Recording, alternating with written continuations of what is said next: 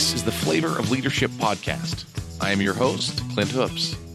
Together, we explore the unique blend of leadership wisdom that helps top leaders consistently achieve work goals, develop personally, and find fulfillment with family. Let's get started. Welcome to episode number 10. This is the first podcast episode of 2021. Happy New Year. I'm sure many of you are already hitting the ground running with your new goals and priorities that have been formed for this year. And now is more important than ever to be consistent in doing those right things, including the consistent and often repetitive communication of those priorities and goals to your team. You know, that's one part that is so difficult at times, is making sure that we're all on the same page with what those, not only what those priorities should be, but also knowing how we're doing on those priorities and where we're going as an organization. You know, it kind of reminds me of home at times. You know, do you ever feel like when you're at home that you're constantly reminding your children, your spouse, or maybe someone else in your life about different things? Perhaps it's for the kids to clean up their toys, or maybe it's like some of my kids, in fact, that have trouble remembering to put on their seatbelt when they get in the car. I mean, it's just one of those things that I just don't know what it is. Like, you get in the car, you put on your seatbelt, and a few of my kids just have the hardest time remembering that. And so I don't know what it is for you. Those are some for me, but in many of our lives' roles, we're in a place where we need to remind people of something. And usually it's something we're trying to remind people of so that it actually helps them. So we're in a place of leadership, and it's something that will help them, but we're the ones that just continue to remind them. We often just can't see why people don't get it, right? And they don't remember, and they haven't just caught the vision in our mind, right? It just doesn't make sense. But, you know, really, when we get it down to its base level, what is reminding anyway? And we talk about reminding people over and over again. But really, reminding is just communication, right? It's all just communication. In our minds, though, if we're the ones doing the reminding, it's repetitive communication because we feel that we've already communicated it enough, right? That we've already communicated whatever it is enough times that they should have got it. That's why it feels repetitive to us, right? But really, in the end, it is just communication. So how we deliver the communication will determine in a large part how the message is received. And we all know that, but often we forget it when it's reminding because we've already shared it, right? And we don't understand why people can't get it or internalize it, whatever it is. And, you know, we get to choose when we're doing the reminding. We get to choose. Do we explain again? Do we try to inspire someone to do it differently and help give them things that would help them want to remind? Or do we go to threatening discipline of some sort, right? And all of these will yield different results. I've used all of them at home and at work. And one thing I do find interesting, though, is when we're talking about home, isn't it interesting that at home, more often, people are likely to go to the threatening discipline more quickly than they would at work? I find that kind of interesting. I think I found that in myself at times, that I have less patience at times at home with my kids, when really that's where I'd like to show the most patience. But I just find that interesting, that at times we'll go straight to that discipline and not have the patience that we might otherwise want to have with those at home. And at work, you know, we may have patience, but we may get frustrated and just think, what in the world? Why can this person not get this? Whatever it is, right? So there are times where we think we are communicating loud and clear, but in many cases, we might just be communicating loud. It may seem clear to you, but not to those who are hearing the message. So how do we know if we're communicating just loud and not loud and clear? Have you ever communicated with a child and told them to do something? And so it can be your own child, somebody else's child, But I know with my kids, I've said something like this: go upstairs and organize your toys, or tidy up your clothes in your room, something like that. And I'm talking like a young child, right? And then they don't do it. And I think, well, what in the world? Why are they ignoring me? Why is this child just, not wanting to do what I ask? I know they can do it. I know they're capable. I've seen them do it. They've done it before. What is happening? And then I've had a couple of times where finally I've just been like, okay, did you organize your toys? And they'll just kind of look at me like I'm crazy. And I remember one time when finally it clicked in my mind with one of my kids. I said something to this effect, and I said, do you know what the word organize means? And I saw my little child just shake their head back and forth. No, they didn't even know what it meant. And I'm sitting here. So same thing with like the word tidy, right? It's like, do you know what tidy means? Shaking their head. No, they have no clue what it means. And then I feel foolish as a father, right? I think, oh my gosh, I'm frustrated with my child because they didn't know what organized meant or tidy meant. And in the end, they're just ready to get angry because they're ignoring me and not doing what I asked, when really they didn't even know what I asked. And they were in a position where they saw that they felt like I thought they should know what it meant, and they didn't. And so they feel foolish. The same thing happens with our teams at work. I know this has happened with my people before. And it won't be with words, obviously. I mean, most people know what organize means or whatever it is means. So it's not that. But what something looks like or what we expect will change. So our employees all have previous experiences, right? They've worked other places. They have different experiences with what something means. So you may tell them to go and do X, and in the end, they'll think that they understand what it is or what's expected. Or they think they're understanding how you're describing it. But do they really? In their minds, they may be hearing something else completely. So if we're only communicating something one time, if this is like a top priority item, something that has to do with the culture of the company or the top vision or priorities, we can't just communicate one time. Or people may not understand what we're saying, right?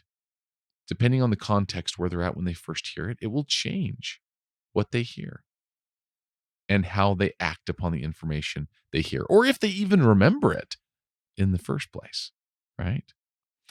And so I'm kind of talking in, higher level ideas here, right? Many people, like the example I gave was with kids, and that was a very specific task, right? And I think most employees, you can explain something to them, work with them, and then, they can go do a task. I'm talking kind of a little higher level, right? Communication of priorities, goals, their impact on the organization, or their impact on even being able to do something to impact the organization goals. Some people think, oh, well, I am just a, lowly frontline worker.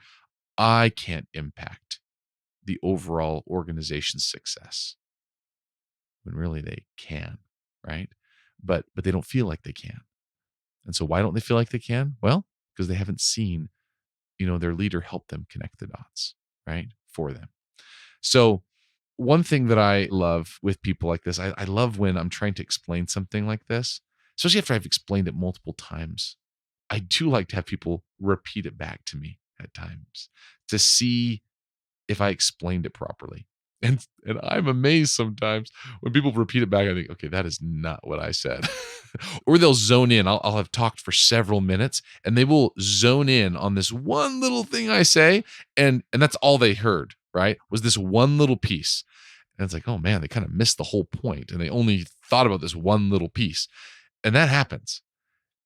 So no matter how well we think we communicate, we need to repeat things more than once so that people can catch the entire message, right? So they can internalize it over time. I've heard it said that we need to repeat things up to 7 times, right? I don't know if you've heard this before. I think it's more of like a marketing and advertising thing, right? They say, people need to hear something 7 times before they act on it. And, really, I think that sticks with what we do as well. Not it's not marketing per se, but it kind of is. You're marketing your ideas of what's important in the organization. And so, they say that people need to hear things 7 times. And man, in an organization, it would take quite a while to have people hear all of the things they need to hear 7 times, right? And so they may not hear it from you every single time. It may be a different manager, but they will hear something 7 times. It takes a while.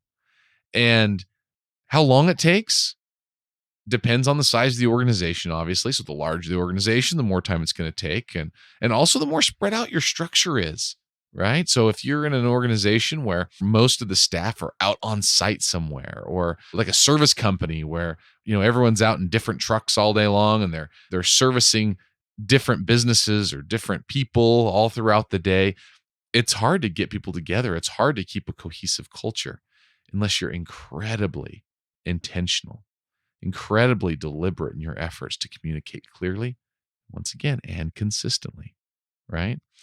So there's a book that I love. It's called The Advantage.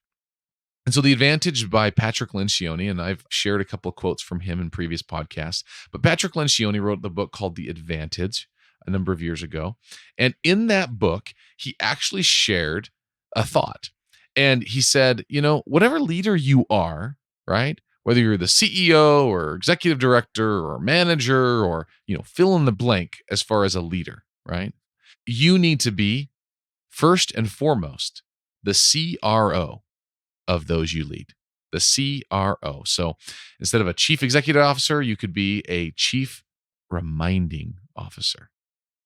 Chief reminding officer. And that stuck with me over the years, in that my role as a leader is to help remind people of the top priorities and the vision, right? So Patrick Lencioni, on his website, he has a nice little section about leadership and talks about the CRO and the chief reminding officer. I have a link to this in the show notes if you want to read the little article in its entirety on his website. But everyone knows that communication is important, right? We talk about it all the time, but we don't often clarify what that actually means, right? I mean, communicating clearly is a really good thing, but really consistent communication is almost more important than anything. And so as a leader, we need to be consistently reminding people of what's important. He says here on his website, he says, the best leaders understand that they are CROs, or chief reminding officers, and that there is no such thing as too much communication. The best organizations in the world are the ones where leaders are constantly reiterating the organization's culture, strategy, and priorities. So he gives 2 reasons.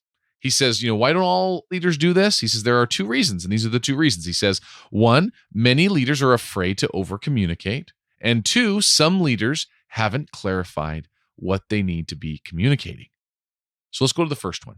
Many leaders are afraid to over-communicate. Isn't that funny? I think we've all done this. I know I have, where I don't want to be redundant. And Patrick Lencioni says people fear that they're going to be insulting the intelligence of their audience, essentially. And that happens. I know sometimes I have felt like each time I talk to my people that I need something fresh and new. And in the end, really, people just need to hear what's most important consistently, right? Over and over again, hearing the most consistent message so that they can internalize it. Patrick Lencioni continued on. He said, great leaders must realize that no employee has ever left a company with the complaint that the leader just communicated with me too much. In fact, it's not until a leader is so tired of communicating a message that employees are just starting to believe and internalize it. So that's hard as a leader, right? You're getting so tired of communicating that message that you can hardly stand it. You're thinking, okay, everyone has had to have heard this a dozen times by now. And they say that's the point where people are just starting to believe and internalize it, right? They finally believe that you're actually going to stick with this message and that it's really important. That's when that happens. So he continues on. He says, I like to say that you aren't communicating enough as a leader unless your people can do a good impression of you when you're not around. I kind of like that, actually. You know, if people can't do that good impression of you, then you haven't said it enough. They haven't internalized. They don't know that you're serious about what's important. If they can't do that good impression of you when you're not around, if they can't say what you're going to say without you there. So the second one, he said, some leaders haven't clarified what they need to be communicating. So that's the second one. Ooh, now this one's scary because, of course, you're not going to be able to be the chief reminding officer and remind people over and over again of the top priorities if you don't even have clarity on what the top priorities are yourself. So we have to take time to answer 6 critical questions, he says. He says, why does the organization exist? How do we behave? What do we do? How will we succeed? What is most important right now? Who must do what? So he's saying the answers to these questions are things that we must convey constantly. People need to know why we're around, what we need to do to behave correctly, and what we need to do, and what's important right now. And that will become clear because if people know why the organization exists and what the ultimate goal is for the organization, and then they know what's important right now, they will be able to connect the dots of how that takes you to your ultimate goal and the ultimate vision, right? So all of this repetition is hinged around our own clarity that we already have. So we need to find the clarity and then communicate it over and over again. So when we talk about communication without thinking about famous quote that I'm sure most of you have heard, it's a famous quote by Ralph Waldo Emerson. And he said, your actions speak so loudly, I cannot hear what you are saying. That's a quote that continually speaks to me to thinking, okay, what am I saying? And more importantly, what am I doing? And do they match up? If what I'm saying and what I'm doing, my actions, don't match up, I lose all credibility with those I lead. I cannot be a leader unless my actions and my words match. That's kind of the true definition of honesty, right? And integrity is making sure that what I'm doing matches with what I say as a leader. So, what actions are you taking right now? Or do you do that tell a different message than your words? Maybe some of your message isn't being internalized by your people. Maybe it's because you're not reminding them enough or you're not having a consistent message, but maybe it's because your actions are telling a different story than what you're saying. And it's really hard to believe someone and follow someone that's doing that. You know, culture change, which is really what we're trying to do here, right? The whole reason we're reminding people and having consistency of message is because we want to make sure that the culture of the company is clear and that our goals and priorities are also clear. That's all part of our culture. And culture change happens slowly, right? It happens slowly. And really, as it's happening, that's how people internalize the culture of the company and begin to change little by little. Really, new insights come after many times of hearing the same message, right? So the example I gave above, I said, hey, you have this person that you've shared a message and they hone in on this one little piece of what you said. Guess what? You spoke for 20 minutes about stuff. And in the end, that one little message they repeated back, that one little piece of what you said, that's all they're going to internalize this time. And that's okay, right? As much as we would love for them to understand everything we said, we can't expect that. But they will get a one little piece and they will internalize it. And then if we're consistent, time after time, they'll internalize a different piece and a different piece until they have the full vision and they can connect the dots, right? Until people get to that point, they're not going to be pushing 100% toward the priorities of the organization and helping to follow you as the leader. Once people get to that point where they have the clarity and vision, they'll get new insights and they'll share them with you. They'll share them with others around them, with their coworkers, and even with other people that they lead. And that's when you start having the momentum and the culture start pushing itself, right? It starts pushing itself and it just gets bigger and bigger. And that's when we have huge traction as a company, right? In terms of culture. And then the performance, financially and otherwise, all follows as well. So we're going to get sick of hearing the same thing over and over, right? Or rather, telling the same thing over and over to our people before they'll get it, right? And, it doesn't pay to be impatient or get sick of it. Just embrace it. Just know that's how it's going to be.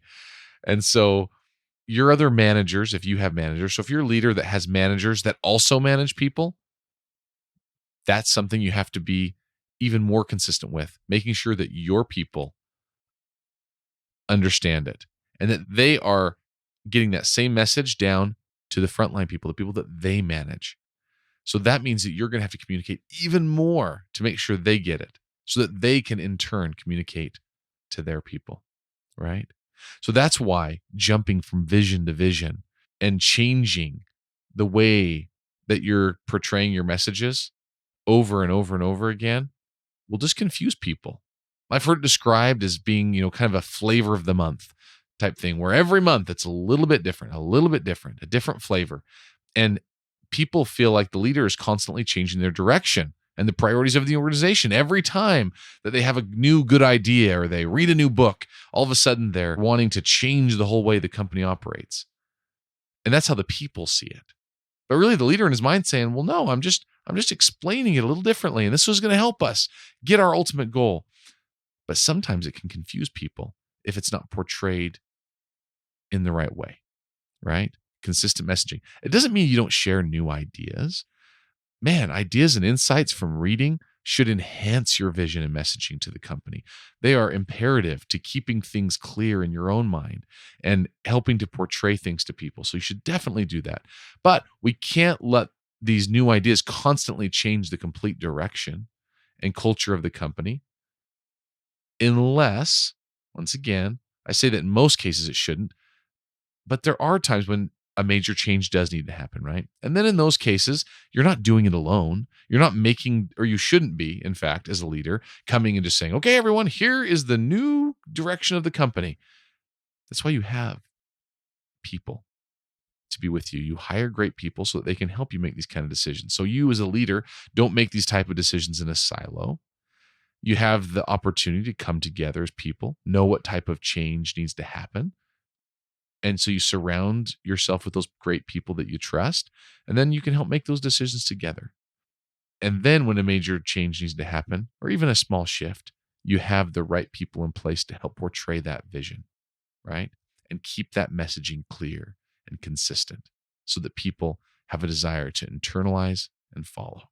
So you are the chief reminding officer for your people, but who's the one that's going to help you as a leader to remember the important things? In the end, I think it's the consistency of helping to teach these things to your people that will keep you in line, right? So knowing the culture you want to create and being so clear, vivid detail of what you want to do, and then communicating that to your people consistently and seeking to live it and teach it over and over again, that's what's going to keep you on track, is that consistency. Many companies have mission statements, mottos, or core values, but you have to self-reflect and think, okay, I have these things, but do your employees strive to live by them? Could your employees repeat them? Are they confusing?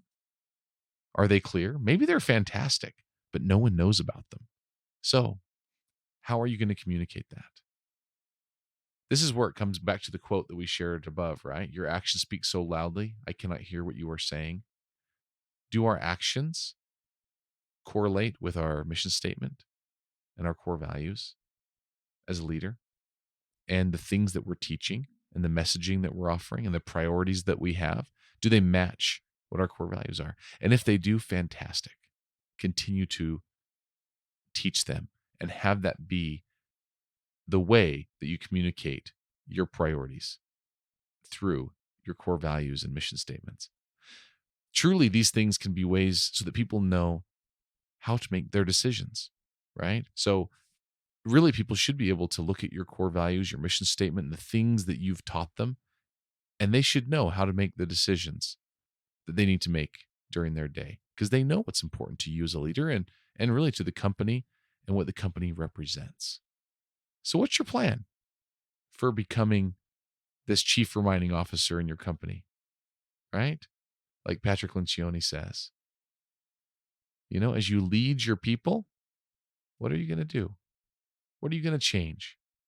The main one is getting clarity on your priorities, right? If you're not clear now, get clear and figure out what you want to communicate. Then make a plan to be consistent. You've likely just determined what your news goals are going to be for 2021 and what you want to accomplish. So that's a great place to start. Make sure people understand how their job and what they do each day will impact the overall success or failure of the company and its goals. It seems so simple. And you think that people know exactly what they need to do and they know how it impacts, but don't think that unless you have communicated it over and over again. People need to know how they impact the success or failure of the company. And you have the opportunity to help them see why they should care. So go and find this out. It'll make all the difference in your ability to communicate with your people, and then repeat it over and over and over again.